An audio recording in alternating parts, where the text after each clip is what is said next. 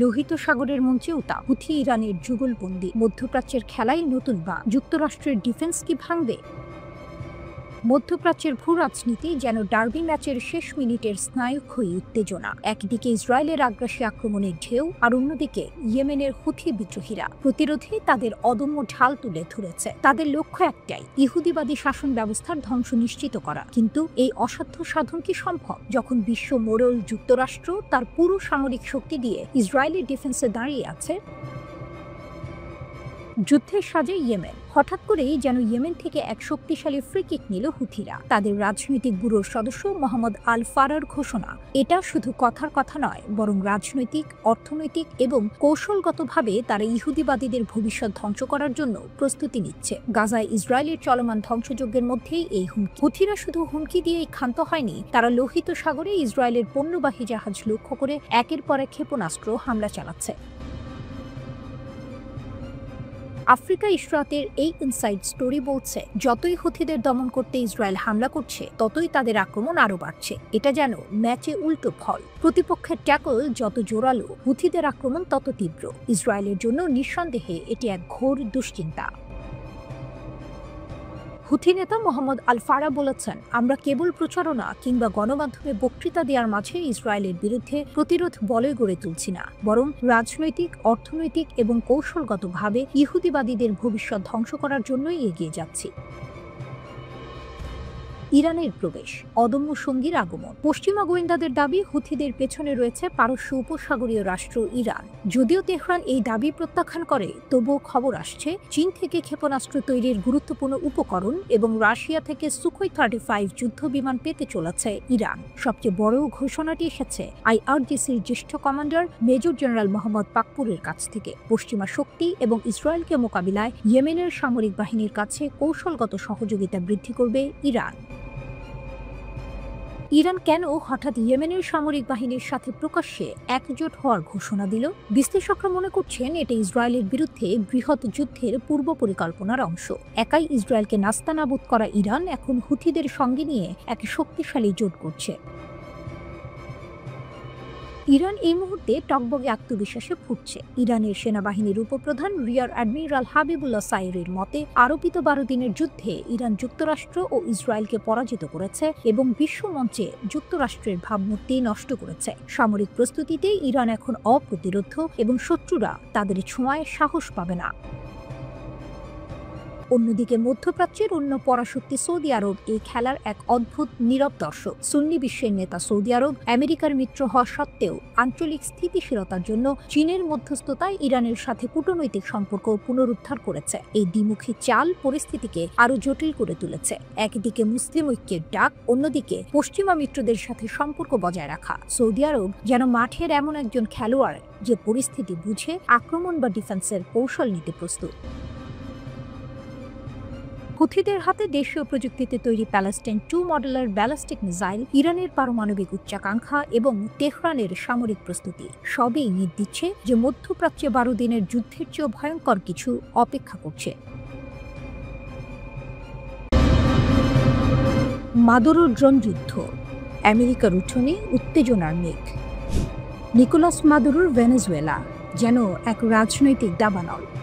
White হাউসের নাকের ডগায় ক্যারিবীয় সাগরে এক নতুন সামরিক খেলার মঞ্চ প্রস্তুত হচ্ছে, যার নেপথ্যে রয়েছে ইরানের ছায়া, আর তাতে জ্বালানি যোগাচ্ছে ডোনাল্ড ট্রাম্পের বিরুদ্ধে তার কড়া অবস্থান।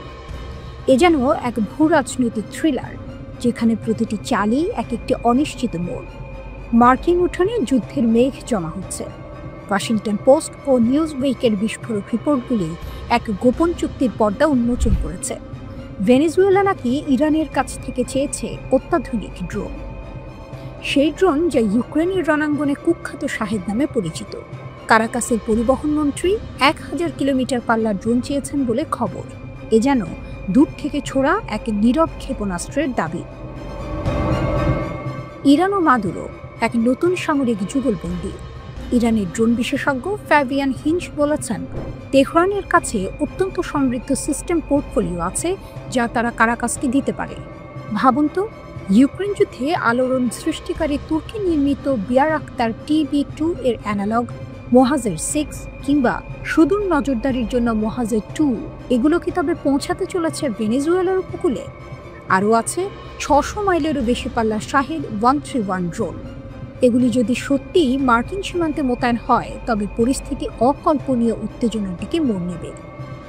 মাদুরো কি তবে সত্যিই আমেরিকার সামরিক ঘাঁটিগুলোর ওপর দিয়ে মৃত্যুর বিষ ছড়াতে চাইছেন? ক্যারিবীয় সাগরে আমেরিকান ঘাঁটির ঘুম কেড়ে নেওয়া হুমকি। মার্কিন সামরিক ঘাঁটিগুলো বিশেষত পুয়ের্তো রিকোর ফোর্ট বুচালান, ক্যাম্প সান্তিয়াগো এবং মুনিজ ইয়ার ন্যাশনাল গার্ড বেস সবই এখন আক্রমণের পরিসরের মধ্যে। শুধু তাই নয়, কিউবার কুখ্যাত গুয়ান্তানামো উপসাগরে মার্কিন ঘাঁটিও বাদ যাচ্ছে না। এই ড্রোনগুলি যদি একবার উড়ে যায় তবে মার্কিন প্রতিরক্ষা ব্যবস্থা কি তাকে রুখতে পারবে? ওয়াশিংটন এখন যেন উদ্বেগজনক নীরবতার মধ্যে। তবে কি মাদুরো একা নন? তিনি যে রাশিয়ার প্রেসিডেন্ট ভ্লাদিমির পুতিন এবং চীনের শি জিনপিং এর কাছেও বর্ধিত সামরিক সহযোগিতা চেয়েছেন, তা এই নাটকে নতুন মাত্রা যোগ করেছে। ট্রাম্পের বিরুদ্ধে মাদুরো যেন প্রতিদ্বন্দ্বীদের সমাবেশ ঘটিয়েছেন। রাশিয়া থেকে সুখোই যুদ্ধ বিমানের সংস্কার এবং চীন থেকে রাডার শনাক্তকরণ ব্যবস্থার দ্রুত উৎপাদন। মাদুরো তার দেশকে দুর্গের মতো করে গড়ে তুলতে চাইছেন। মার্কিন যুক্তরাষ্ট্রও বসে নেই। তারা রুজভেল্ট রোডস নৌ স্টেশন পুনরায় চালু করেছে এবং রাফায়েল হার্নান্দেজ এবং হেনরি ই রোহেলসেন বিমানবন্দরে রানওয়ে সক্ষমতা বাড়াচ্ছে। এগুলি ভেনেজুয়েলার উপকূল থেকে মাত্র 500 মাইল দূরে, অর্থাৎ প্রতি আক্রমণের প্রস্তুতি চলছে জোর কদমে। মাদুরো কি সত্যিই তার এই ড্রোন ডিপ্লোম্যাসি দিয়ে ট্রাম্পকে চ্যালেঞ্জ জানাতে পারবেন, নাকি ক্যারিবীয় সাগরে ভেসে বেড়ানো মার্কিন বিমানবাহী রণতরীগুলোই শেষ পর্যন্ত এই খেলার চূড়ান্ত রেফারি হবে? ইতিহাস সাক্ষী, আমেরিকার উঠোনে এমন বিপজ্জনক খেলা এর আগে কেউ খেলতে সাহস দেখায়নি। মাদুরোর এই চাল কি তাকে বীরত্ব দেবে, নাকি অনিবার্য পতনের দিকে ঠেলে দেবে? উত্তর দেবে সময়। কিন্তু আপাতত উত্তেজনার পারদ চরমে।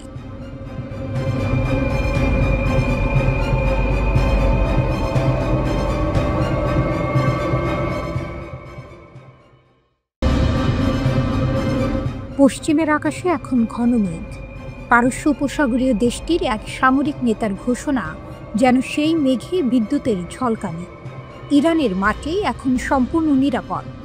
হঠাৎ এই আত্মবিশ্বাসী সুর কেন?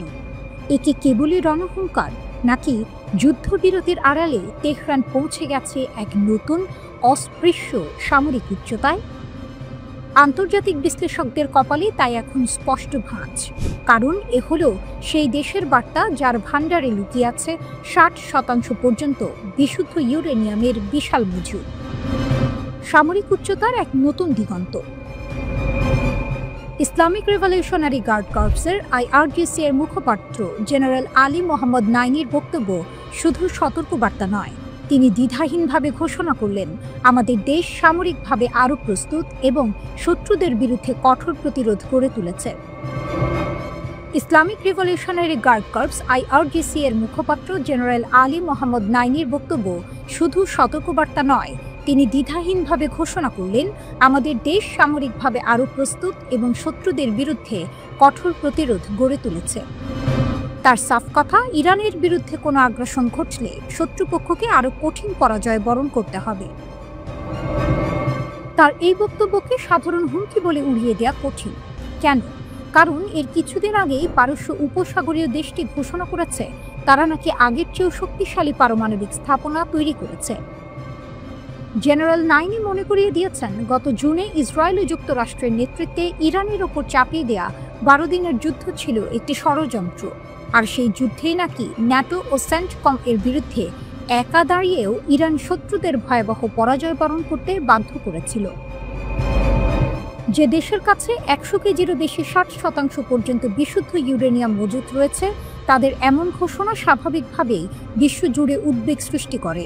পারমাণবিক বোমা তৈরির জন্য সাধারণত 90% সমৃদ্ধ ইউরেনিয়ামের প্রয়োজন হয়, কিন্তু 60% ইউরেনিয়াম মজুত থাকা মানেই তেহরান সেই লক্ষ্যের একেবারে দোরগোড়ায়। বহু বিশেষজ্ঞের মতে ইরানের মাটির গভীরে তৈরি ফর্দর মতো সুরক্ষিত পারমাণবিক স্থাপনাগুলো ধ্বংস করা কার্যত অসম্ভব। এই ভূগর্ভস্থ প্রতিরক্ষা ব্যবস্থার কারণেই ইরানের দাবি তাদের ভূমি এখন নিরাপদ। পশ্চিমা শক্তিগুলো স্বাভাবিকভাবেই উদ্বিগ্ন। এই ঘোষণাকে তারা আন্তর্জাতিক শান্তি ও স্থিতিশীলতার জন্য একটি গুরুতর হুমকি হিসেবে দেখছে। তাদের আশঙ্কা, ইরান এই সামরিক আত্মবিশ্বাসকে কাজে লাগিয়ে পারমাণবিক বোমা তৈরির পথে আরও দ্রুত হাঁটতে পারে।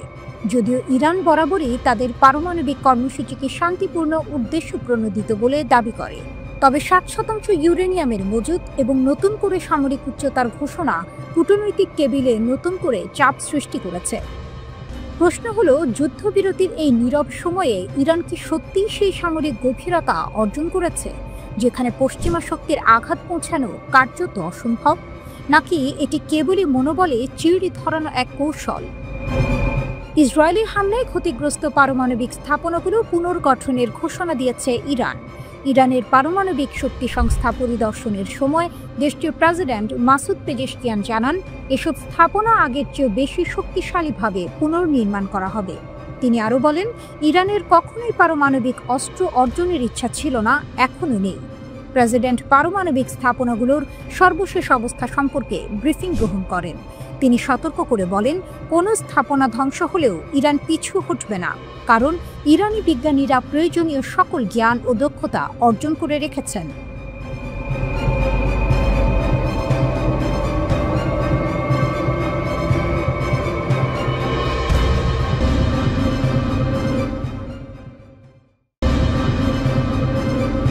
তেল ও সিংহাসনের দ্বৈরথ, খোমেনির ছায়া পেরিয়ে খামেনি, ট্রাম্পের চোখে কি কেবলই কালো সোনা? মধ্যপ্রাচ্যের এই খেলাটা পুরনো। এ যেন ফুটবলের মাঠে বারবার ফিরে আসা এক ক্লাসিক ডার্বি, ওয়াশিংটন বনাম তেহরান। পৃথিবী কাঁপানো কালো সোনা বা জ্বালানি তেল আলোচনার কেন্দ্রে। মার্কিন প্রেসিডেন্ট ডোনাল্ড ট্রাম্পের সাম্প্রতিক বাকযুদ্ধ তেহরানের দিকে তাক করা এক কঠিন ক্রস। ইরানের সর্বোচ্চ ধর্মীয় নেতা আয়াতুল্লাহ আলী খামেনিকে নিয়ে তার কঠোর অবস্থান কেবল কথার কথা নয়, হোয়াইট হাউস ইরানের শাসন ব্যবস্থা পরিবর্তনের ইঙ্গিত দিয়ে যেন এক ফাউল কলের হুমকি দিয়েছে। ইসরায়েলকে নিরাপত্তা দেওয়ার নামে মধ্যপ্রাচ্য জুড়ে ট্রাম্পের প্রভাব বিস্তারের আকাঙ্ক্ষা স্পষ্ট, আর এই ক্ষেত্রে ইরানকে দমিয়ে রাখা তার প্রধান কৌশলগত লক্ষ্য। ইরানের 3টি পারমাণবিক কেন্দ্রে বোমা হামলা চালানোর নির্দেশনা দেওয়ার পর ট্রাম্পের মন্তব্য ছিল, শাসন ব্যবস্থার পরিবর্তন শব্দটি ব্যবহার করা রাজনৈতিকভাবে সঠিক নয়। তবে বর্তমান ইরানি শাসন ব্যবস্থার যদি দেশটিকে সঠিক পথে নিয়ে যেতে ব্যর্থ হয়, তাহলে কেন শাসন ব্যবস্থার পরিবর্তন হবে না? কিন্তু খামেনিকে সরাতে কেন মরিয়া ট্রাম্প? উত্তরটা লুকিয়ে আছে 60 বছর আগের এক বিশ্বাসঘাতকতার ইতিহাসে। এই প্রশ্নের উত্তর খুঁজতে আমাদের ফিরে যেতে হবে 1953 সালের তেহরানের উত্তপ্ত রাজপথে। তখন গণতান্ত্রিকভাবে নির্বাচিত প্রধানমন্ত্রী মোহাম্মদ মোসাদ্দেক ইরানের জ্বালানি তেল জাতীয়করণের ঘোষণা দিয়েছিলেন। এটি ছিল ব্রিটিশ ঔপনিবেশ শক্তির জন্য এক লাল কার্ড। ব্রিটিশ সরকার যুক্তরাষ্ট্রের CIA-এর সহযোগিতায় এক অভ্যুত্থান ঘটিয়ে মোসাদ্দেকের পতন ঘটায়। এরপর ক্ষমতায় আসেন মোহাম্মদ রেজা পাহলভির নেতৃত্বাধীন শাহ সরকার, যা ছিল পশ্চিমা সমর্থিত পুতুল সরকার। এর ফলে ইরানের জ্বালানি খাত আবারও পশ্চিমাদের নিয়ন্ত্রণে চলে যায়। মোসাদ্দেকের পতন ছিল ইরানের স্বাধীনতা ও সার্বভৌমত্বের ওপর এক গভীর ক্ষত। কিন্তু ইতিহাস পুনরাবৃত্তি হলো না। 1979 সালে রেজা পাহলভির একনায়কতন্ত্রের বিরুদ্ধে ইরানিরা গর্জে ওঠে। ব্যবসা খাতে পশ্চিমাদের প্রভাব মেনে নিতে না পেরে শুরু হয় ইসলামী বিপ্লব। কঠোর আন্দোলনের মুখে শাহ দেশ ছেড়ে পালাতে বাধ্য হন এবং এখানেই খেলার মোড় ঘুরে যায়। ক্ষমতায় আসেন আয়াতুল্লাহ রুহুল্লাহ খোমেনি। খোমেনির নেতৃত্বাধীন ইসলামী প্রজাতন্ত্র প্রতিষ্ঠা হওয়ার পর পশ্চিমারা আর ইরানে নিজেদের সুবিধা আদায় করতে পারেনি। 1979 সালের এই বিপ্লব ছিল পশ্চিমের জাল ছিন্ন করার চূড়ান্ত মুহূর্ত। ইরানের শক্তির নতুন মানচিত্র। বর্তমানে ট্রাম্পের ক্রোধের কারণটি স্পষ্ট। ইরানের দ্বিতীয় ও বর্তমান সর্বোচ্চ নেতা আয়াতুল্লাহ আলী খামেনির সাথেও যুক্তরাষ্ট্র সম্পর্ক গড়ে তুলতে ব্যর্থ হয়েছে। ইরানের তেলের বাজার এখন চীন ও রাশিয়ার সাথে সম্প্রসারিত হচ্ছে, যা হোয়াইট হাউসের জন্য অসহনীয়। ইরানের শক্তি এখন কেবল তার বিপুল জ্বালানি ভাণ্ডারে সীমাবদ্ধ নয়, তার আসল শক্তি আঞ্চলিক প্রভাব। লেবানন থেকে ইয়েমেন পর্যন্ত তেহরানের বিস্তৃত সামরিক ও রাজনৈতিক প্রভাব মার্কিন মধ্যপ্রাচ্য নীতির জন্য বড় চ্যালেঞ্জ। অর্থনৈতিক নমনীয়তা।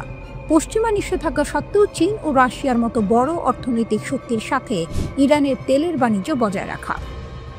ট্রাম্পের ষড়যন্ত্র ব্যর্থ হয়েছে কিনা সে প্রশ্ন থেকেই যায়, কিন্তু 1953 সালের সেই অভ্যুত্থানের পুনরাবৃত্তি করতে চাইলে ট্রাম্পকে বুঝতে হবে এটি 1979 সালের পরের ইরান, যা নিজের কালো সোনার উপর থেকে পশ্চিমাদের হাত সরিয়ে রাখতে শিখেছে।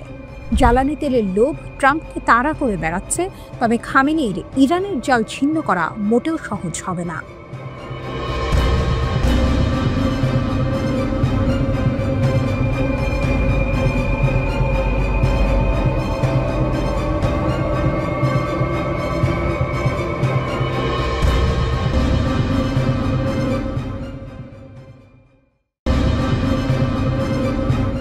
ভেনেজুয়েলা যুদ্ধের কিনারায়, পুতিন প্রস্তুত, মার্কিন যুক্তরাষ্ট্র হুঁশিয়ার। কারাকাসের আকাশ এখন উত্তেজনার ধোঁয়ায় ঢাকা। মার্কিন যুক্তরাষ্ট্র যে কোনো মুহূর্তে ভেনেজুয়েলার সামরিক স্থাপনায় আঘাত করতে পারে, এমন খবর ছড়িয়ে দিয়েছে। প্রতিরক্ষা ব্যবস্থা শক্তিশালী করার জন্য ভেনেজুয়েলার প্রেসিডেন্ট নিকোলাস মাদুরো ইতিমধ্যেই রাশিয়া, চীন ও ইরানের কাছে সাহায্যের আবেদন করেছেন। রাশিয়ার প্রেসিডেন্ট ভ্লাদিমির পুতিন যুদ্ধের জন্য প্রস্তুত এবং তিনি মাদুরোর সঙ্গে ঘনিষ্ঠ যোগাযোগে রয়েছেন। রাশিয়ার বিদেশ মন্ত্রণালয় জানিয়েছে তারা কারাকাসের সঙ্গে নিয়মিত যোগাযোগে রয়েছে এবং যে কোনো হুমকির প্রতিক্রিয়ার জন্য প্রস্তুত। মাদুরো বলছেন, চেভেজের সময় কেনা সমস্ত ভারী অস্ত্র এখনও আমাদের হাতে রয়েছে। পুতিন, রাশিয়া, চীন এবং বিশ্বস্ত বন্ধুদের সাহায্যে ভেনেজুয়েলার শান্তি নিশ্চিত করার শক্তি আমাদের আছে। এই 10 সপ্তাহের ইম্পেরিয়াল হুমকির মধ্যেও আমরা শান্তিতে ধৈর্য নিয়ে আমাদের কাজ করেছি, তবে হঠাৎই উত্তেজনা বাড়ছে। মার্কিন যুক্তরাষ্ট্রের মিয়ামি হেরাল্ড জানিয়েছে, পরিকল্পিত আকাশ হামলা কয়েকদিনের মধ্যে বা এমনকি কয়েক ঘন্টার মধ্যেই হতে পারে। লক্ষ্য হবে মাদুরোর নেতৃত্বাধীন ড্রাগ দস্যু সংস্থার সামরিক স্থাপনাগুলো। কিন্তু প্রেস কনফারেন্সে ডোনাল্ড ট্রাম্প তা অস্বীকার করেছেন। এদিকে মাদুরো রাশিয়ার কাছে রাডার সিস্টেম, ক্ষেপণাস্ত্র, বিমান মেরামত এবং প্রতিরক্ষা হালনাগাদ করার অনুরোধ পাঠিয়েছেন।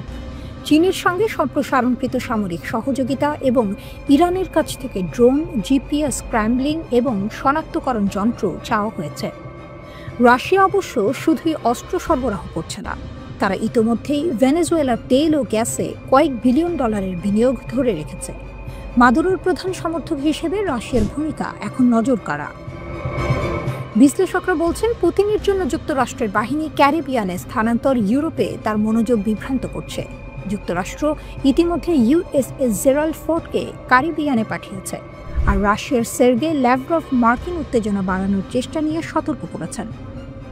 মাদুরো জানিয়েছেন, রাশিয়ার অস্ত্রের বেশিরভাগই এখন পুরনো বা কার্যকর নয়, তাই 3 বছরের প্রতিরক্ষা অর্থায়ন পরিকল্পনার জন্য রাশিয়ার রাষ্ট্রায়ত্ত প্রতিরক্ষা প্রতিষ্ঠান রোস্টেকের কাছে আবেদন করেছেন।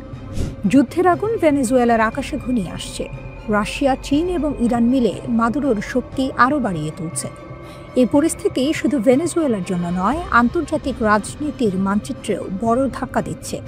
মার্কিন যুক্তরাষ্ট্র, রাশিয়া, চীন ও ইরান 4 শক্তির ছায়ায় ভেনেজুয়েলা যেন এখন বিশ্বের নতুন উত্তেজনার কেন্দ্রবিন্দু। এখানে শুধু অস্ত্রের লড়াই নয়, রাজনৈতিক কূটনীতি, আন্তর্জাতিক হুমকি এবং শক্তির প্রতিযোগিতাও আছে। ইতিহাস সাক্ষী, যখন মহাশক্তিরা একসঙ্গে হুঁশিয়ারিতে আছেন, তখন ছোট দেশগুলো তাদের কৌশল এবং স্থিতিশীলতার মাধ্যমে নিজেকে রক্ষা করে। মাদুরো তা দেখাচ্ছেন। যুক্তরাষ্ট্রের প্রেসিডেন্ট ডোনাল্ড ট্রাম্প বলেছেন, তিনি ভেনেজুয়েলার ভেতরে আঘাত হানার বিষয়টি বিবেচনা করছেন না। ভেনেজুয়েলার উপকূলবর্তী দক্ষিণ ক্যারিবীয় সাগরে যুক্তরাষ্ট্রের সামরিক সমাবেশ জোরদার করার মধ্যে তিনি কথা বললেন। এটি তার নিজের মন্তব্যের বিপরীত, লিখেছে আল জাজিরা। যুক্তরাষ্ট্র দক্ষিণ ক্যারিবীয় সাগরে যুদ্ধবিমান, যুদ্ধজাহাজ ও কয়েক হাজার সেনা মোতায়েন করেছে। বিশ্বের বৃহত্তম যুদ্ধজাহাজ বিমানবাহী রণতরী ইউএসএস জেরাল্ড আর ফোর্ড দক্ষিণ ক্যারিবীয় সাগরের পথে আছে।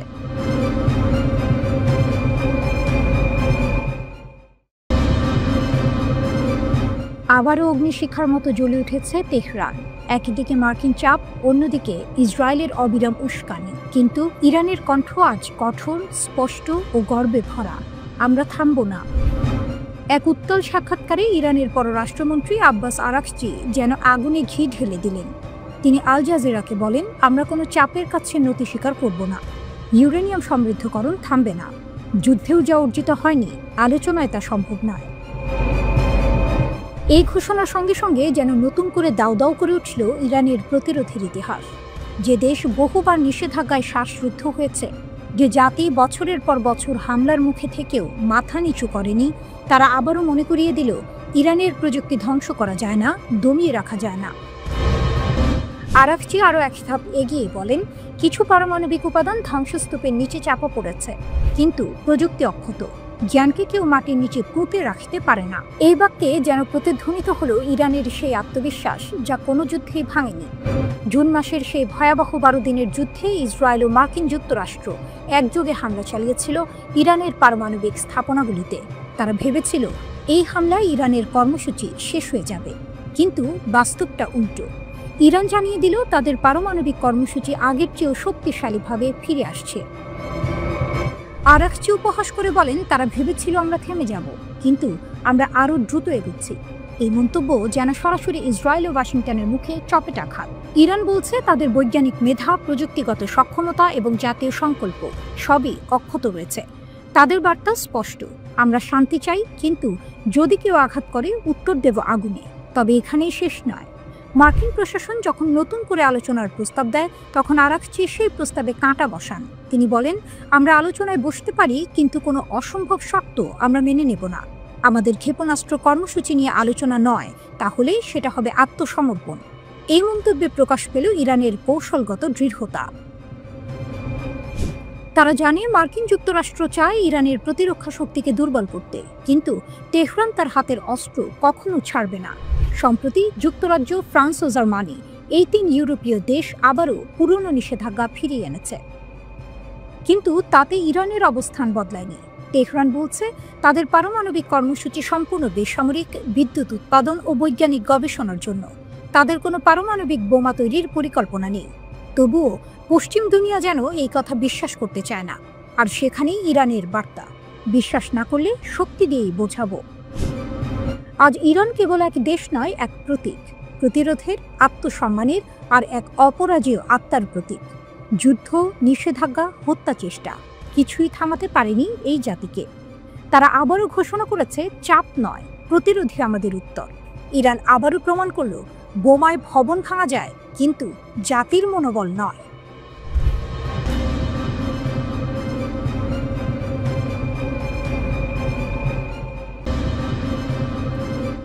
যুদ্ধ যদি আসে, ইসরায়েল হারবে, ইরানের হুঁশিয়ারি।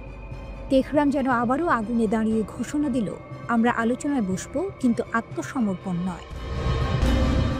ইরানের পররাষ্ট্রমন্ত্রী আব্বাস আরাকচি আল জাজিরাকে দেয়া এক সাক্ষাৎকারে এমন এক বার্তা দিয়েছেন যা কাঁপিয়ে দিয়েছে ওয়াশিংটন ও তেল আভিভকে। তিনি স্পষ্ট করে বলেন, আমরা আমাদের পারমাণবিক কর্মসূচি নিয়ে আলোচনায় প্রস্তুত, কিন্তু ক্ষেপণাস্ত্র কর্মসূচি কোনোভাবেই আলোচনার বিষয় নয়। কেউ যদি নিজের অস্ত্র হস্তান্তর করে, তা হবে বোকামি। আরাকচির কণ্ঠে যেন ঝরে পড়ছিল ইরানের আত্মবিশ্বাসের আগুন। 12 দিনের রক্তক্ষয়ী যুদ্ধের পরও তেহরান আজ অবিচল, দৃঢ় আর যুদ্ধের জন্য প্রস্তুত। তিনি বলেন, আমরা ইহুদিবাদী সরকারের কাছ থেকে শত্রুতাপূর্ণ আচরণ আশা করছি। ইরান সব স্তরে প্রস্তুতির শীর্ষে রয়েছে। ভবিষ্যতের যে কোনো যুদ্ধে ইসরায়েল আরও একবার পরাজয়ের স্বাদ পাবে। এই এক বাক্যেই যেন কেঁপে উঠল মধ্যপ্রাচ্য। ইসরায়েল যেখানে ভেবেছিল ইরানের আকাশকে দগ্ধ করে ফেলবে, সেখানে ইরান জানিয়ে দিল, যুদ্ধ তাদের ভয় দেখাতে পারে না, বরং আরও প্রস্তুত করে তোলে। আরাকচি বলেন, সাম্প্রতিক যুদ্ধে আমরা আমাদের ক্ষেপণাস্ত্র বাস্তব যুদ্ধে পরীক্ষা করেছি। ইসরায়েল যদি আবার আক্রমণ চালায়, তার ফল হবে ভয়াবহ। এই মন্তব্যের পেছনে রয়েছে জুন মাসের সেই অভূতপূর্ব হামলার স্মৃতি, যখন ইসরায়েল যুক্তরাষ্ট্রের সহায়তায় ইরানের 3টি গুরুত্বপূর্ণ পারমাণবিক স্থাপনায় ফোর্দো, নাতানজ ও ইস্পাহান বোমা বর্ষণ করেছিল। 12 দিনের সে যুদ্ধে বহু বিজ্ঞানী নিহত হন, আর আন্তর্জাতিক সম্প্রদায় থমকে তাকিয়েছিল মধ্যপ্রাচ্যের দিকে। কিন্তু আজ সেই তেহরানি বলছে, আমরা ধ্বংস হইনি। আরাকচির ভাষায়, পারমাণবিক উপকরণ ধ্বংসস্তূপের নিচে চাপা পড়ে আছে, কিন্তু সেগুলো অন্য কোথাও সরানো হয়নি। আমাদের ভবন ও যন্ত্রপাতি ক্ষতিগ্রস্ত, কিন্তু প্রযুক্তি অক্ষত। একই সঙ্গে ইরান জানিয়ে দিয়েছে 2015 সালের পরমাণু চুক্তি JCPOA এখন অতীত। 18 অক্টোবর মেয়াদ শেষ হতেই তেহরান ঘোষণা করে তারা আর এই চুক্তির কোনো শর্তে আবদ্ধ নয়। কিন্তু এই ঘোষণার প্রতিক্রিয়ায় পশ্চিমা দেশগুলো যেন আবার পুরনো ছন্দে ফিরেছে। ব্রিটেন, ফ্রান্স ও জার্মানি 3 দেশ মিলে জাতিসংঘে স্ন্যাপব্যাক প্রক্রিয়া সক্রিয় করে ইরানের উপর আন্তর্জাতিক নিষেধাজ্ঞা পুনর্বহাল করেছে। তবে ইরান এই পদক্ষেপকে অবৈধ ঘোষণা করেছে। আরাকচি বলেন, এই নিষেধাজ্ঞার কোনো আন্তর্জাতিক ঐক্যমত্য নেই। আমাদের অগ্রাধিকার এখন প্রতিবেশী দেশগুলোর সঙ্গে সম্পর্ক জোরদার করা। পশ্চিমাদের নির্দেশ ছাড়া আমরা কারো সঙ্গে যোগাযোগ করতে পারি না, এমনটা হবে না। এই বক্তব্য যেন এক নতুন ভূ রাজনৈতিক বাস্তবতার ইঙ্গিত দেয়। একদিকে যখন পশ্চিমা দুনিয়া তেহরানকে একঘরে করার চেষ্টা করছে, অন্যদিকে ইরান নিজেই মধ্যপ্রাচ্যের মঞ্চে নিজের শক্তিকে আরও দৃঢ় করছে। সবশেষে আরাকচির কণ্ঠে যেন ভেসে আসে এক সতর্কবার্তা। ইসরায়েল যদি আবার আগুন জ্বালায়, আমরা সেই আগুনকে ফিরিয়ে দেব তাদের ঘরে। আজ ইরান শুধু এক রাষ্ট্র নয়, এক সংকল্প, এক প্রতিরোধের প্রতীক। যে দেশকে ভেঙে দেওয়ার স্বপ্ন বারবার দেখেছে ওয়াশিংটন, সেই ইরান আজও দাঁড়িয়ে আছে বুক উঁচিয়ে, আগুনের ভেতর থেকেও অমলিন। তাদের ভাষায়, আমরা আলোচনায় বসব, কিন্তু অস্ত্র নয়, আত্মসম্মানই আমাদের পতাকা।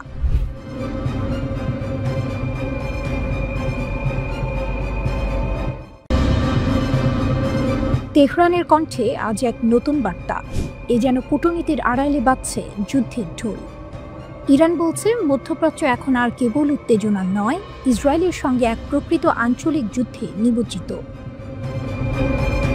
তেহরানে এক সংবাদ সম্মেলনে ইরানের পররাষ্ট্র মন্ত্রণালয়ের মুখপাত্র ইসমাইল বাঘাই কানি বলেন, এটা আর হুমকির পর্যায়ে নেই, আমরা এখন বাস্তব যুদ্ধে আছি, ইহুদিবাদী শাসনের বিরুদ্ধে। তিনি জানান, 2 বছরেরও বেশি সময় ধরে ফিলিস্তিনে চলছে নির্মম গণহত্যা।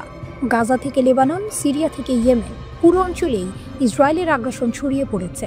তার ভাষায়, হুমকি মানে ভবিষ্যতের সম্ভাবনা, কিন্তু এই আগুন তো এখন জ্বলছে। আঞ্চলিক ঐক্যের বার্তা।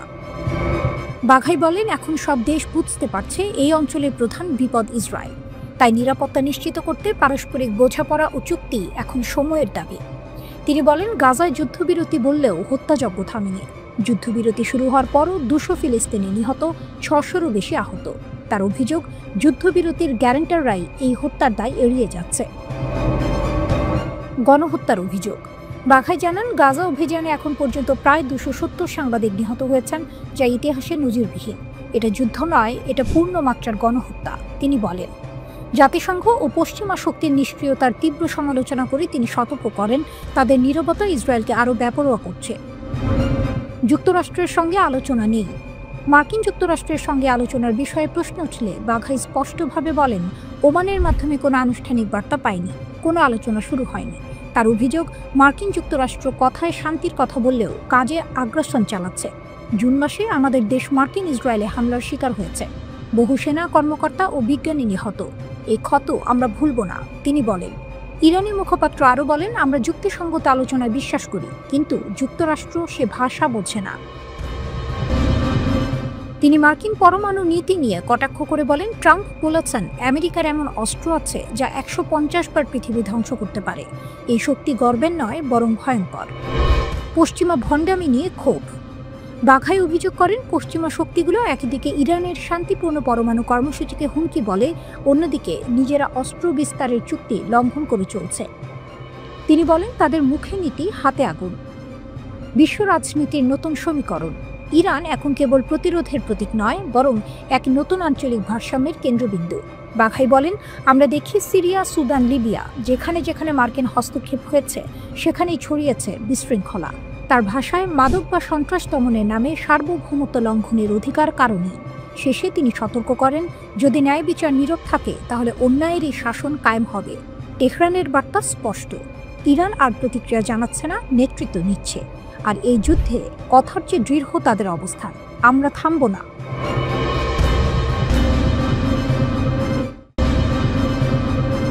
রাশিয়ার কৌশল না বন্ধুত্ব? ইরানের পাশে দাঁড়িয়ে নতুন শক্তির খেলা শুরু করেছে মস্কো। বিশ্ব রাজনীতির মঞ্চে আজ এক নতুন দৃশ্য, যেখানে এক পাশে পশ্চিমা চাপ, অন্য পাশে তেহরানের প্রতিরোধ, আর মাঝখানে দাঁড়িয়ে মস্কোর নীরব হাসি। ইরান এখন আগের চাইতেও শক্তিশালী, আর সেই শক্তিকে কৌশলে আরও বাড়িয়ে দিচ্ছে রাশিয়া। কিন্তু প্রশ্ন থেকে যায়, এটা কি সত্যিই বন্ধুত্ব, নাকি এক নিখুঁত কূটনৈতিক চাল? ক্রেমলিনের দরজা এখন তেহরানের জন্য আগের চেয়ে অনেক বেশি খোলা।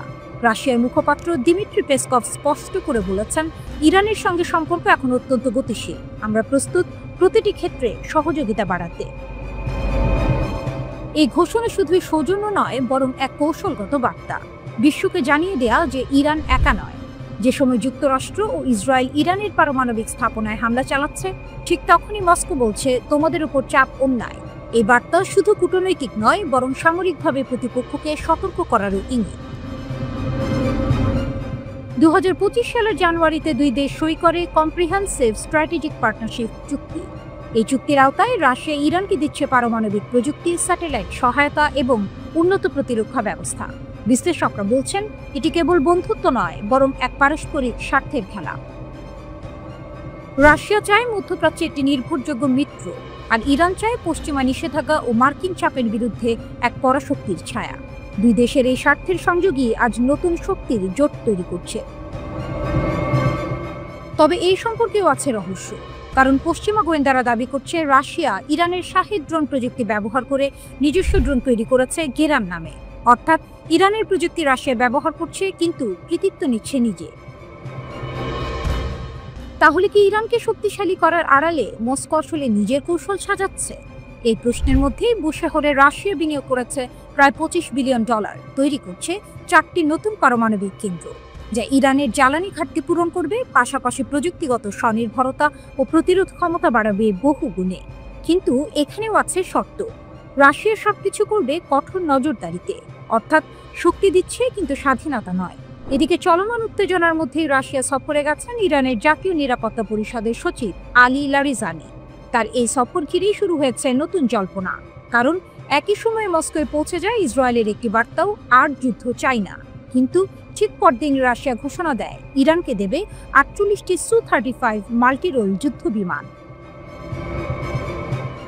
বিশ্লেষকরা বলছেন এটি কেবল সামরিক লেনদেন নয়, বরং এক ঘোষণা। ওয়াশিংটন ও তেল আবিবের উদ্দেশ্যে রাশিয়ার বার্তা স্পষ্ট, এখন আমরা শুধু কূটনীতির নয়, শক্তির ভাষায় কথা বলবো।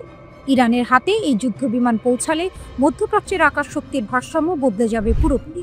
তেহরান তখন আর কেবল প্রতিরোধে থাকবে না, বরং প্রস্তুত হবে আধিপত্যের জন্য। এই মুহূর্তে বিশ্ব জুড়ে যখন যুক্তরাষ্ট্র নতুন নিষেধাজ্ঞা চাপাচ্ছে, তখন রাশিয়া বলছে আমরা আছি ইরানের পাশে। এ যেন নতুন প্রতিরোধ অক্ষের সূচনা, যেখানে মস্কো ও তেহরান একে অপরের ভরসা আর তাদের ছায়া ধীরে ধীরে ঠেকে দিচ্ছে পশ্চিমের প্রভাব। তাহলে কি রাশিয়া সত্যি ইরানকে শক্তিশালী করছে, নাকি ইরানকে সামনে রেখে মস্কো নিজের প্রভাব বাড়াচ্ছে মধ্যপ্রাচ্যে?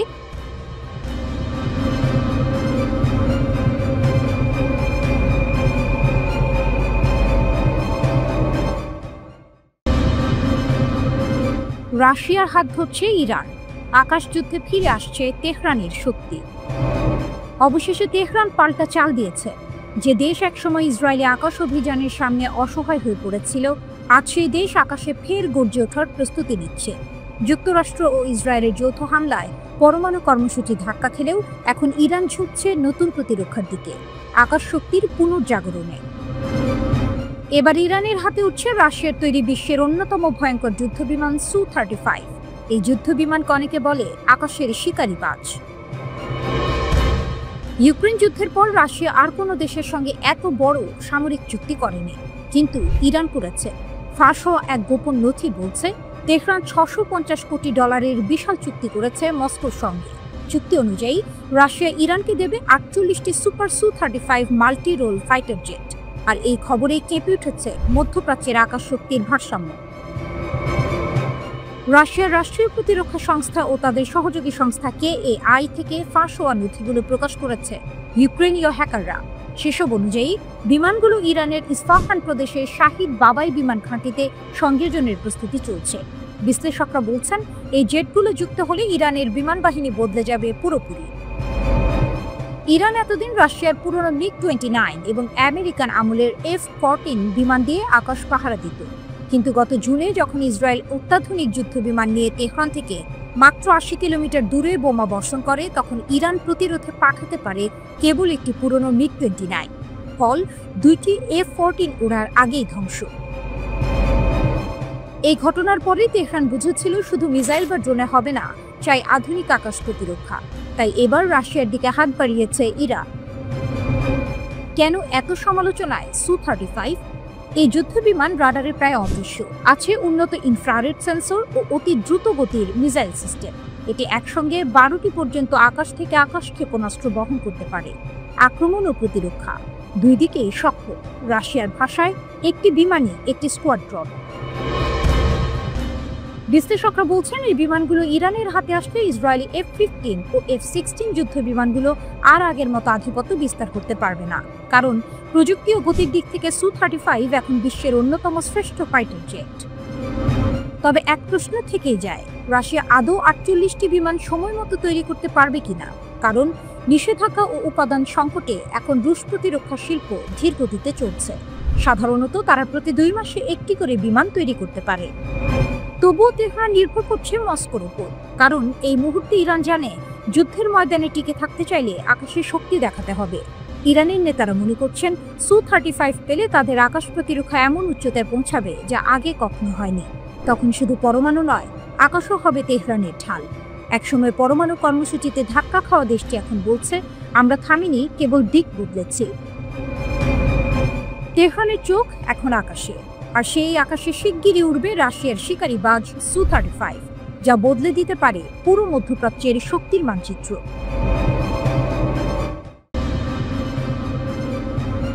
যুক্তরাষ্ট্রের সঙ্গে উত্তেজনার মধ্যেও ইরানের ক্ষেপণাস্ত্র কর্মসূচিকে উৎসাহ দিচ্ছে চীন। নতুন আগুন জ্বলছে মধ্যপ্রাচ্যে। রাতের আকাশে যেন নতুন আগুন জ্বলছে। পশ্চিমা নিষেধাজ্ঞার ভারে দমে না গিয়ে বরং ছাই থেকে উঠে আবার জেগে উঠছে তেহরান। সিএনএনের এক বিস্ফোরক প্রতিবেদনে বলা হয়েছে, চীন এখন ইরানের ক্ষেপণাস্ত্র কর্মসূচিকে গোপনে শক্তিশালী করছে। যে কর্মসূচিকে একসময় ভেবে নেওয়া হয়েছিল শেষ হয়ে গেছে, তা আবার জেগে উঠেছে, আর এবার আগের চেয়েও ভয়ঙ্কর রূপে। ইউরোপীয় গোয়েন্দা সূত্র জানিয়েছে, চীন থেকে ইরানে পাঠানো হচ্ছে 2000 টন সোডিয়াম পারক্লোরেট, যা ক্ষেপণাস্ত্র জ্বালানি তৈরির জন্য অপরিহার্য উপাদান। এই পরিমাণ উপাদান দিয়ে তৈরি করা যাবে অন্তত 500টি ব্যালিস্টিক ক্ষেপণাস্ত্র, যথেষ্ট পুরো মধ্যপ্রাচ্যকে কাঁপিয়ে দিতে। আর এই চালান এসেছে সে সময়ে যখন ইসরায়েল গত জুনে 12 দিনের যুদ্ধে ইরানের ক্ষেপণাস্ত্র ঘাঁটি ও পারমাণবিক স্থাপনাগুলিতে ব্যাপক হামলা চালিয়েছিল। তবে তেহরান হার মানেনি, বরং যুদ্ধ শেষে তারা ঘুরে দাঁড়িয়েছে। রাশিয়া ও চীনের সঙ্গে নতুন কৌশলগত সম্পর্ক গড়ে তুলেছে। তেহরান বলছে, যখন পশ্চিম মুখ ফিরিয়ে নেয়, পূর্ব তখন কাঁধে হাত রাখে। চীনের ভূমিকা এখন স্পষ্ট। বেইজিং ইরানের পুনর্গঠন প্রচেষ্টাকে নীরবে উৎসাহ দিচ্ছে। নিষেধাজ্ঞার ফাঁক গলে পৌঁছে যাচ্ছে জ্বালানি, যন্ত্রপাতি, প্রযুক্তি। ইরানও থেমে নেই। তারা এখন একের পর এক নতুন প্রজন্মের উন্নত ক্ষেপণাস্ত্র তৈরি করছে। এক ভিডিওতে দেখা গেছে, ভূগর্ভস্থ এক গোপন অস্ত্রাগারে সাজানো রয়েছে শত শত ক্ষেপণাস্ত্র, নতুন রূপেই নতুন যুদ্ধে নামার অপেক্ষায়। ইরানের পররাষ্ট্র মন্ত্রণালয়ের মুখপাত্র ইসমাইল বাঘাই স্পষ্ট ভাষায় বলেছেন, আমাদের প্রতিরক্ষা নিয়ে সিদ্ধান্ত নেওয়ার অধিকার আমেরিকার নেই। ইরান তার আত্মরক্ষার ক্ষমতা বাড়াবে যত দূরেই যেতে হয়। বিশ্লেষকরা বলছেন, ইরান এখন শুধু অস্ত্র তৈরি করছে না, বরং ভয় তৈরি করছে। কারণ তারা দেখিয়ে দিয়েছে, মার্কিন ঘাঁটি হোক বা ইসরায়েলি ভূখণ্ড, ইরানের ক্ষেপণাস্ত্র যে কোনো জায়গায় পৌঁছাতে পারে। জুনের যুদ্ধেই তারা হামলা চালিয়েছিল কাতারে অবস্থিত মার্কিন আল উদেইদ ঘাঁটিতে, যা যুক্তরাষ্ট্রের মধ্যপ্রাচ্যের সবচেয়ে বড় সামরিক কেন্দ্র। মার্কিন পররাষ্ট্রমন্ত্রী মার্কো রুবিও সম্প্রতি স্বীকার করেছেন, ইরান এখন এমন ক্ষেপণাস্ত্র তৈরি করছে যা পারমাণবিক ওয়ারহেড বহনে সক্ষম এবং যে কোনো দূরত্বে আঘাত হানতে পারে। কিন্তু এই সতর্কবার্তাও যেন ইরানের গতিকে থামাতে পারেনি, বরং তেহরান ঘোষণা দিয়েছে তারা আর 2015 সালের পারমাণবিক চুক্তি JCPOA এর অধীনে আবদ্ধ নয়। চুক্তির মেয়াদ শেষ, এখন শুরু হয়েছে ইরানের স্বাধীন যুগ। বিশ্লেষক জেফ্রি লুইস বলেছেন, 2000 টন সোডিয়াম পারক্লোরেট মানে প্রায় 500 ক্ষেপণাস্ত্র। ইরান 1 মাস আগেও 200 ক্ষেপণাস্ত্র তৈরির পরিকল্পনা করেছিল। এখন তারা হারানো প্রতিটি ক্ষেপণাস্ত্র পুনর্নির্মাণ করছে। তেহরানের বার্তা স্পষ্ট, যুদ্ধ হোক বা নিষেধাজ্ঞা, তারা আর থামবে না। চীনের সহায়তা তাদের কেবল জ্বালানি দেয়নি, দিয়েছে আত্মবিশ্বাস। এখন প্রশ্ন একটাই, যদি আবার যুদ্ধের আগুন জ্বলে ওঠে, তখন এই নতুন ক্ষেপণাস্ত্রগুলো কোথায় নিশানা করবে? ইসরায়েলের দিকে নাকি কাতারের মার্কিন ঘাঁটির দিকে? বিশ্ব তাকিয়ে আছে, আর ইরান ধীরে ধীরে নিজের অগ্নিশক্তি গড়ে তুলছে, নিষেধাজ্ঞার ছাই থেকে উঠে এক অনিবার্য পুনর্জন্মের মতো।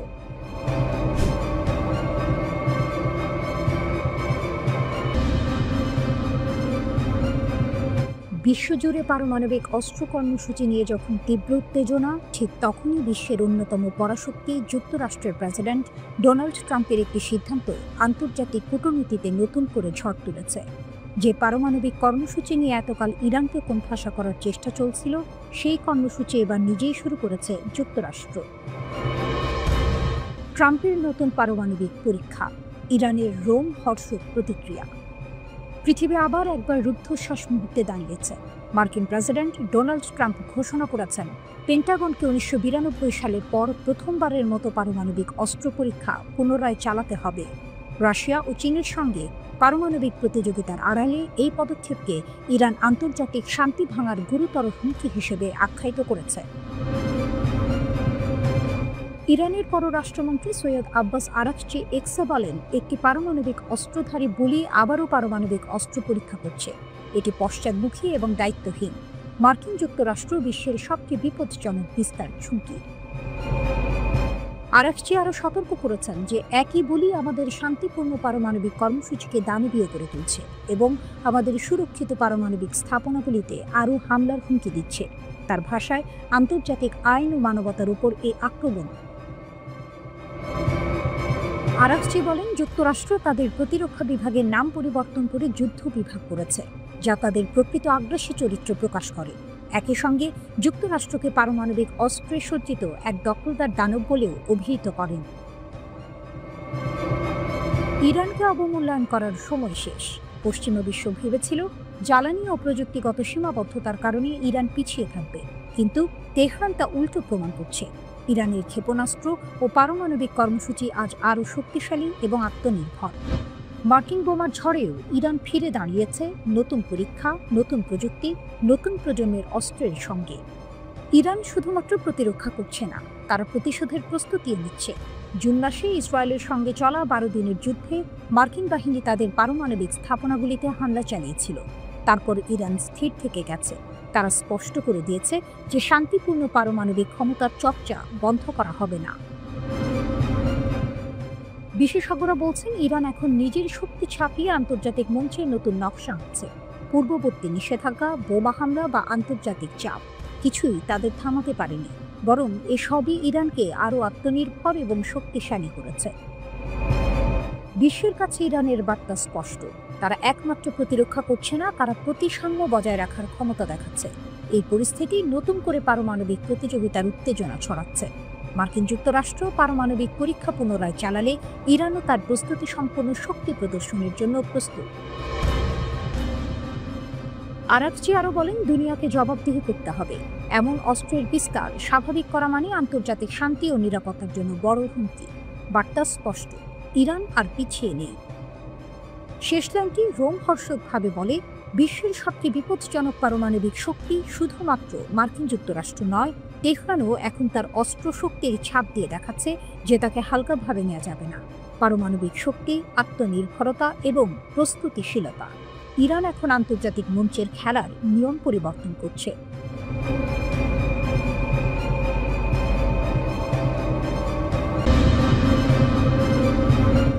রাত জাগা আকাশে এক শব্দ ঘুম ভেঙে দিল, 24 ঘন্টার আলটিমেটাম। মার্কিন প্রস্তাব, মিশর ও কাতারের মধ্যস্থতা, কিন্তু হামাস বলল, আমরা এখানেই থাকব। সাম্প্রতিক ঘটনাগুলি গাজা পশ্চিমা দুনিয়াকে নড়ে চড়ে বসিয়েছে। ওয়াশিংটন গাজার ইসরায়েলি নিয়ন্ত্রিত অংশ থেকে হামাস যোদ্ধাদের নিরাপদে সরিয়ে নেওয়ার প্রস্তাব দিয়েছে। মিশর ও কাতার ওই পরিকল্পনা অনুমোদন করে বার্তাটি হামাসের কাছে পৌঁছে দেয়। মার্কিন আইনি ভাষায় সেটা ছিল এক ধরনের মানবিক বহির্গমন। সরিয়ে নেওয়ার জন্য 24 ঘন্টা, সময়সীমা রাত 8টায় শেষ। তারপরে ইসরায়েল চাইলে অভিযান পুনরায় শুরু করতে পারবে। ঢাল তলোয়ারের মতো দ্রুত হামাস প্রস্তাবটি প্রত্যাখ্যান করে দিয়েছে। তারা সিদ্ধান্ত নিল স্থায়ীভাবে গাজায় থেকে লড়াই চালাবে। নিঃশেষে এসব সিদ্ধান্তই উদ্ঘাটন করে দিয়েছে মধ্যপ্রাচ্যের নতুন বাস্তবতা, যেখানে বাহ্যিক চাপ আর দরাদরি সবকিছুকে পেছনে ফেলে অভ্যন্তরীণ শক্তি ও অদম্যতা প্রাধান্য পাচ্ছে। কেন হামাস এমন সিদ্ধান্ত নিল? কারণ তাদের কাছে কেবল ইচ্ছাশক্তিই নেই, আছে মাঠের শক্তিও। গাজার ভূগর্ভস্থ টানেলগুলো, হাজারো সুসংগঠিত যোদ্ধা, স্বল্প দূরত্বের রকেট ও ক্লান্তিকর অবরোধের বিরুদ্ধে জনগণের একাকিত্ব, এসবই তাদের শক্তি। আইডিএফের একজন জ্যেষ্ঠ কর্মকর্তা জানিয়েছেন, খান ইউনিসের কাছে এখনও টানেলে কয়েক ডজন ভয়ঙ্কর যোদ্ধা লুকিয়ে আছে। তারা টানেল থেকেই বেরিয়ে আচমকা আঘাত করতে সক্ষম, আর এটা ইসরায়েলের কাছে বড় সেই ঝুঁকি। টানেল ব্যবস্থায় হামাসের কৌশল পুরনো নয়, বরং পরীক্ষিত। সম্প্রতি অভিযোগ উঠেছে, একটি সুড়ঙ্গ থেকে বেরিয়ে হামাসের যোদ্ধারা একজন আইডিএফ সৈন্যকে হত্যা করেছে। আইডিএফ তা যুদ্ধবিরতি লঙ্ঘন হিসেবে অভিহিত করে এবং প্রতিশোধে প্রায় 20টি বিমান হামলা চালায়। এ কারণে আবেগ চড়েছে এবং বৈরিতা নতুন করে জ্বলে উঠেছে। এমন পরিস্থিতিতে হামাসের প্রত্যাখ্যান কেবল কৌশলগত নয়, এটি রাজনৈতিক ও নৈতিক দাবি। তারা বলছে, সরার মানে আত্মসমর্পণ। গাজার জনগণ তাদেরই লড়াকু শক্তির আস্থা কেন্দ্র। এছাড়াও তারা জানে যে যারা চলে যাবে তাদের পুনর্বাসন নেই। গাজায় উপস্থিত থেকে যুদ্ধ ও রাজনীতি দুটোতেই অংশগ্রহণ করাই তাদের কৌশল। অপরদিকে ইসরায়েলের উচ্চপদস্থ রাজনৈতিক ও সামরিক নেতারা দৃঢ় প্রতিশ্রুতি দিয়েছেন, যদি হামাস সিজ ফায়ার ভাঙে তারা শক্তিশালী মোকাবিলায় জবাব দেবেন। মার্কিন প্রেসিডেন্টও ইসরায়েলের পাশে রয়েছে। তিনি বলছেন, হামাসের আচার আচরণ কতটা গ্রহণযোগ্য তাও দেখুন। এই সব মিলিয়ে যুদ্ধবিরতি এখন ভঙ্গুর। ফিলিস্তিনি প্রতিরোধ আন্দোলন হামাস সতর্ক করে বলেছে, যুদ্ধবিরতি চুক্তি লঙ্ঘন করে ইসরায়েল গাজায় আগ্রাসন চালিয়ে যাচ্ছে, আর এই অবস্থায় তারা নীরব থাকবে না। একই সঙ্গে চলমান এই আগ্রাসনের জন্য দখলদার ইসরায়েল ও যুক্তরাষ্ট্রকে দায়ী করেছে সশস্ত্র সংগঠনটি। সংবাদ মাধ্যম আল মায়াদিন বলছে, হামাস নিশ্চিত করেছে যে প্রতিরোধ বাহিনী ইসরায়েলকে নতুন কোনো হুমকি চাপিয়ে দেবে না। সংবাদ মাধ্যম আল মায়াদিন বলছে, হামাস নিশ্চিত করেছে যে প্রতিরোধ বাহিনী ইসরায়েলকে নতুন কোনো হুমকি চাপিয়ে দিতে দেবে না। সংগঠনটি সতর্ক করে দিয়েছে, সাম্প্রতিক হামলাগুলো গাজা যুদ্ধবিরতি চুক্তির মারাত্মক লঙ্ঘন। হামাস দখলদার বাহিনীকে এই বিপজ্জনক পরিস্থিতি ও এর পরিণতির জন্য সম্পূর্ণভাবে দায়ী করে সতর্ক করে বলেছে, ইসরায়েলের অব্যাহত আগ্রাসন দুর্বল যুদ্ধবিরতি চুক্তিটিকে ধ্বংসের মুখে ঠেলে দিচ্ছে।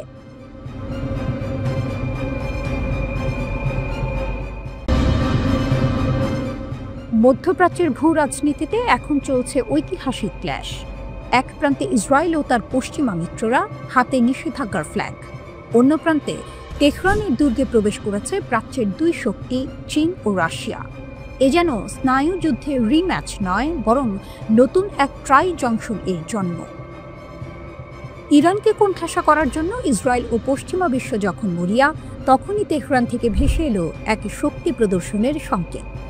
সর্বোচ্চ ধর্মীয় নেতা আয়াতুল্লাহ আলী খামেনির জ্যেষ্ঠ উপদেষ্টা আলী আকবর বেলায়েত স্পষ্ট জানিয়ে দিলেন, ইরান এখন আর একা নয়। চীনের রাষ্ট্রদূতের সাথে বৈঠকে তিনি ঘোষণা করেছেন, মস্কো, বেইজিং ও তেহরান নতুন বিশ্ব ব্যবস্থা গঠনে গুরুত্বপূর্ণ ভূমিকা পালন করছে। তার কথায়, ইরান ও চীনের সম্পর্ক ঐতিহাসিক ভিত্তি, অভিন্ন স্বার্থ ও রাজনৈতিক স্বাধীনতার উপর প্রতিষ্ঠিত। এই বার্তা কেবল কূটনৈতিক সৌজন্য নয়, এটি পশ্চিমা আধিপত্যের বিরুদ্ধে এক খোলামেলা চ্যালেঞ্জ। ইসরায়েল ও যুক্তরাষ্ট্রের সবচেয়ে বড় উদ্বেগের কারণ কি? উত্তরটা দুটি দীর্ঘমেয়াদী চুক্তিতে। এক, চীনের 25 বছরের কৌশলগত চুক্তি। 2022 এই চুক্তির মাধ্যমে ইরান বাণিজ্যিক ও প্রতিরক্ষা সহ বিভিন্ন খাতে চীনের কাছ থেকে বিপুল সহযোগিতা পাবে। তেল ও গ্যাসের বিনিময়ে চীন ইরানের অবকাঠামোতে বিনিয়োগ করবে, যা মার্কিন নিষেধাজ্ঞাগুলোকে অকার্যকর করে দিতে পারে। তেল ও গ্যাসের বিনিময়ে চীন ইরানের অবকাঠামোগুলোতে বিনিয়োগ করবে, যা মার্কিন নিষেধাজ্ঞাগুলোকে অকার্যকর করে দিতে পারে। 2, রাশিয়ার সাথে 20 বছরের চুক্তি। প্রেসিডেন্ট পুতিনের সাথে এই চুক্তিতে তেহরান ও মস্কোর সম্পর্ক সামরিক খাতে নতুন উচ্চতায় পৌঁছেছে। সবচেয়ে বড় গেম চেঞ্জার হল, রাশিয়া ইরানকে 48টি সুখোই Su-35 মাল্টিরোল যুদ্ধবিমান দিতে চলেছে। যখন ইউরোপের ট্রয়ি, ফ্রান্স, জার্মানি, যুক্তরাজ্য এবং যুক্তরাষ্ট্র জাতিসংঘের মাধ্যমে ইরানের ওপর বাণিজ্যিকভাবে চাপ সৃষ্টি করছে, তখন এই চুক্তিগুলো যেন ইরানের হাতে প্রতিরোধের বর্ম তুলে দিল। যুদ্ধবিমান ও বিশ্ব ব্যবস্থার পালাবদল। পশ্চিমারা যখন ইরানকে পারমাণবিক ইস্যুতে আলোচনার টেবিলে আনার জন্য নিষেধাজ্ঞা জারি করছে, তখন চীন ও রাশিয়া ইরানকে নিষেধাজ্ঞা এড়িয়ে যাওয়ার পথ এবং সামরিক শক্তি বৃদ্ধির রসদ জুগিয়ে চলেছে। ইরান ও রাশিয়ার সম্মিলিত শক্তি। ইরানের ক্ষমতা, আঞ্চলিক প্রভাব, নিজস্ব ক্ষেপণাস্ত্র ও ড্রোন প্রযুক্তির বিকাশ এবং দীর্ঘমেয়াদী পশ্চিমা চাপ সহ্য করার ক্ষমতা। রাশিয়ার ক্ষমতা, সামরিক প্রযুক্তি, পারমাণবিক সহায়তা এবং আন্তর্জাতিক ফোরামে ইরানের ঢাল হিসেবে কাজ করা। বিশেষজ্ঞরা বলছেন, ইরানকে Su-35 যুদ্ধবিমান দেয়া মানে মধ্যপ্রাচ্যে ক্ষমতার ভারসাম্যে বড় পরিবর্তন আনা। ইরানের প্রতিরক্ষা শক্তি বহুলাংশে জোরদার হবে, যা ইসরায়েলের বিমান শ্রেষ্ঠত্বকে কঠিন চ্যালেঞ্জের মুখে ফেলবে। পশ্চিমাদের স্বপ্ন ছিল ইরানকে কোণঠাসা করে রাখা, কিন্তু মস্কো ও বেইজিংয়ের আগমন সেই খেলার মাঠটাই বদলে দিয়েছে। ইরান এখন আর বিচ্ছিন্ন নয়, সে এখন বহু মেরু বিশিষ্ট নতুন বিশ্ব ব্যবস্থার কেন্দ্রে দাঁড়িয়ে থাকা এক গুরুত্বপূর্ণ খেলোয়াড়। বেলায়েতে যেমনটা বলেছেন, আঞ্চলিক ও বৈশ্বিক উন্নয়নের জন্য তিন পক্ষের সহযোগিতা আরও সম্প্রসারণ করতে হবে। এটি কেবল একটি জোট নয়, এটি পশ্চিমা আধিপত্যের বিরুদ্ধে একটি পাল্টা রণনীতি। পশ্চিমারা কি মধ্যপ্রাচ্যে তাদের প্রভাব ধরে রাখতে পারবে, নাকি এই প্রাচ্যের গ্র্যান্ড অ্যালায়েন্স এক নতুন যুগের সূচনা করবে? নিঃসন্দেহে ইসরায়েল ও যুক্তরাষ্ট্রের কপালে এখন গভীর ভাঁজ, কারণ খেলার নিয়ম এখন বদলে যাচ্ছে, আর এই খেলার ফল কেবল মধ্যপ্রাচ্য নয়, পুরো বিশ্বকেই প্রভাবিত করবে।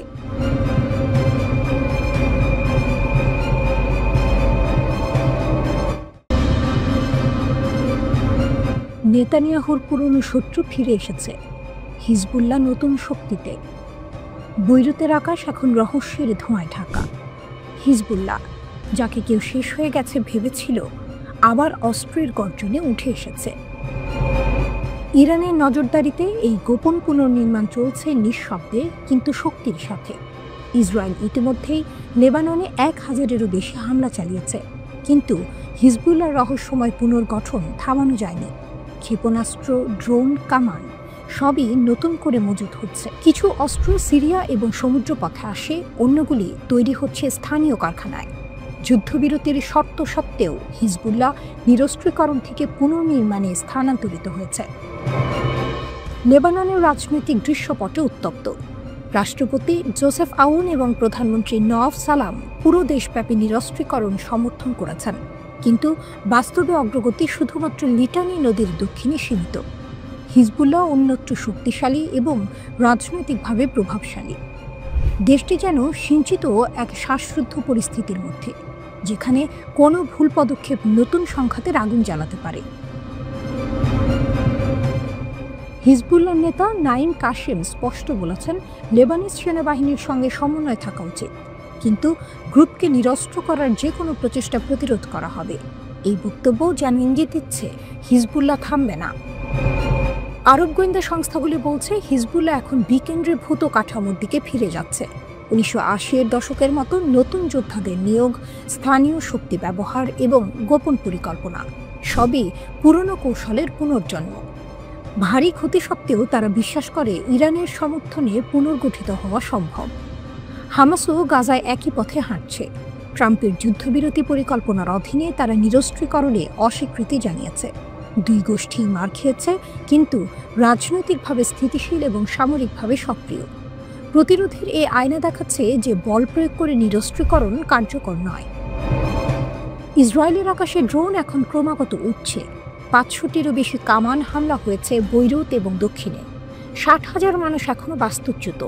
তহবিলের সংকটে পুনর্নির্মাণ স্থগিত, কিন্তু সব হতাশা সত্ত্বেও হিজবুল্লাহ শক্তিশালী।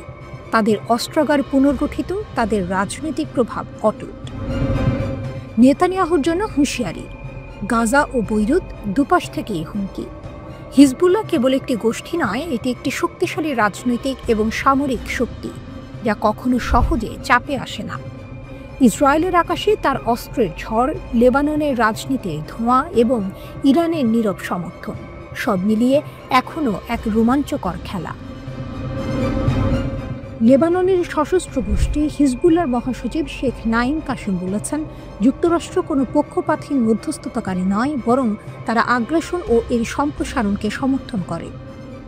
তিনি উল্লেখ করেন, লেবাননের প্রেসিডেন্ট জোসেফ আউন লেবানন সেনাবাহিনীকে ইসরায়েলকে মোকাবিলার নির্দেশ দিয়েছেন, যা জাতীয় দায়িত্ব পালনের প্রতিফলন। লেবাননের সাম্প্রতিক পরিস্থিতির প্রসঙ্গে শেখ কাশেম বলেন, যুক্তরাষ্ট্র মিথ্যাভাবে দাবি করছে যে তারা এই দেশের সমস্যা সমাধানের চেষ্টা করছে, কিন্তু প্রকৃতপক্ষে যুক্তরাষ্ট্র কোনো নিরপেক্ষ মধ্যস্থতাকারী নয়, বরং আগ্রাসনকে সমর্থন করে এবং তা লেবাননে ছড়িয়ে দিতে চায়।